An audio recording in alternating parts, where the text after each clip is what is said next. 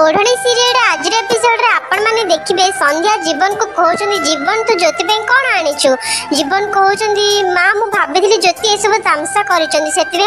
किसी भी उपहार आनी एमती कथा शुणी भद्रा कहते जीवन तू ता कथा छाड़े तू तो स्वामीर कर्तव्य पालन कर ना तू तापाई किसी उपहार आनबार छड़ा आमर ए घरे परंपरा रही आसी सावित्री व्रत दिन सब स्वामी मैंने स्त्री को उपहार दिखती एमती कथा शुणिक जीवन कहते आज्ञा माँ मोर भूल हो गला तापर ज्योति कहते आपण मैंने समस्त देखुं मुझे व्रत रखिली आउ जीवन भी रक्षा करली हेले मते कौन मिलला ठेंगा ज्योति एमती कथा शुणी पूरा परिवार लोक हसवाक लगुच